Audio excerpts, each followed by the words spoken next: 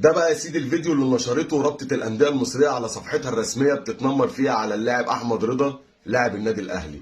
تخيل جهة محايدة، المفروض اللي هي جهة محايدة ومسؤولة عن الرياضة في مصر نشرة فيديو زي دوت. طب ما أنت فاضي كده وقاعد بتركب فيديوهات. حضرتك كان من باب أولى اللي أنت تجيب الماتش بتاع الأهلي والزمالك وتشوف جمهور الزمالك عمل إيه مع إمام عاشور بدون أي سبب، لمجرد بس اللي هم شافوا اللاعب في الملعب قعدوا شتموه بمراته وخاضوا في عرضه وخربوا الدنيا. تعال نسمع جمهور الزمالك عمل ايه مع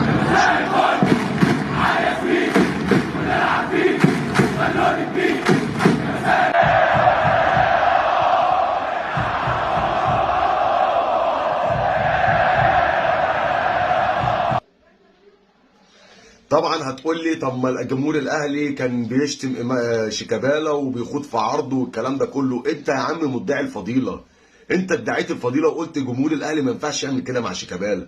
انت اللي قلت وقعدت عملت لي فيها خضره الشريفه، صح؟ نفس الجمهور ونفس العقليه هي اللي طالعه بتشتم امام عاشور لمجرد اللي هو مشي من عندها وراح الاهلي. تعال نشوف شيكابالا عمل ايه.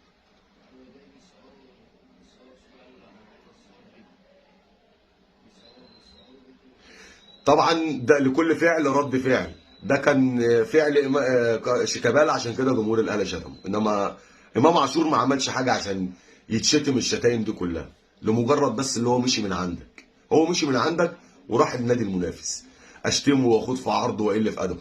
طبعا ما فيش زملكاوي محترم، انا يعني حط تحت محترم دي 100 خط. ما فيش زملكاوي محترم خارج من بيت محترم يرضي اللي حصل ده، ولا اهلاوي محترم خارج من بيت محترم يرضي اللي عمله جمهور الاهلي مع شيكابالا. بس لو رجعنا للاصل هتلاقي ان شيكابالا هو اللي بيستفز جمهور الاهلي، بدليل ان الماتش اللي قبل الاخير لما ساب الثالثه يمين وفريقه في ناحيه الثالثه يمين، كان فريقه ساعتها بيعمل الاحماء ناحيه الثالثه يمين، ساب الثالثه يمين وراح الثالثه شمال علشان يستفز جمهور الاهلي عشان يشتمه.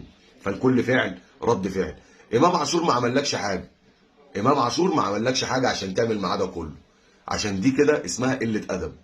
دي في الاول وفي الاخر كوره، 11 لاعب بيجروا ورا حته جلده. ما تستاهلش ان انا اشتمك ولا انت تشتمني ولا تقل ادبك على لاعب. في الاخر دي كوره، انا وانت اخوات، اهلي زمالك كلنا في الاخر اخوات وولاد بلد واحده ومصريين.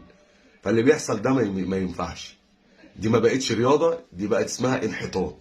والله العظيم بقى اسمه انحطاط. لو عجبك الفيديو ما تنساش متابعه اخوك الاهلاوي، ابعتها له.